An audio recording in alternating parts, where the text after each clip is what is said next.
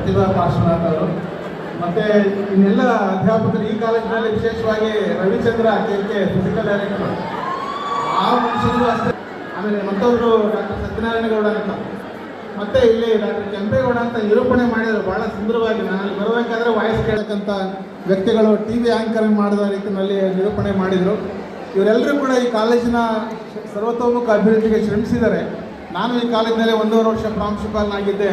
ನನಗೆ ಬ್ಯಾಂಗ್ಳೂರಿಂದ ಟ್ರಾವೆಲ್ ಮಾಡ್ತಾ ಇದ್ದೆ, ಬರಬೇಕಾದ್ರೆ ಕಷ್ಟ ಅನಿಸೋದು, ಕಾಟ ಅನ್ನಿಸ್ತಿರಲಿಲ್ಲ. ಆ ರೀತಿಯ ಒಂದು ವಾತಾವರಣ ಈ ಕಾಲೇಜಿನಲ್ಲಿ ಇತ್ತು.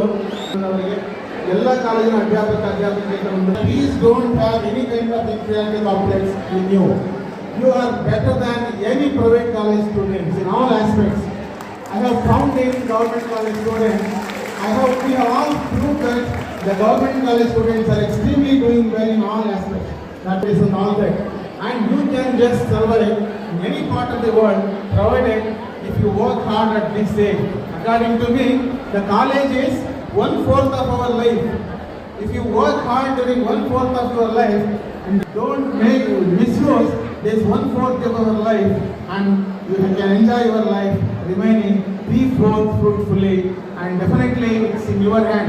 You and your teachers, don't blame the government, don't blame anybody. For all success or failures, you only are responsible. Don't show fingers on to anyone else. And for all success and failure, it's only because of you people as such. And another thing is, I request all the students, remember these 4 words.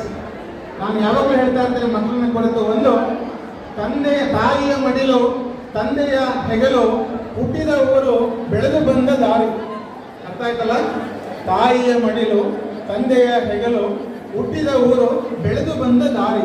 ಈ 4 ಯಾರು ಮರೆಯೋದಿಲ್ಲ. ಅವರು ಎಷ್ಟು ದೊಡ್ಡ ವ್ಯಕ್ತಿಗಳಾಗಿ ಬೆಳೀತಾರೆ ಅನ್ನೋದಕ್ಕೆ ಬೇಕಾದಷ್ಟು ನಿದರ್ಶನಗಳಿದೆ.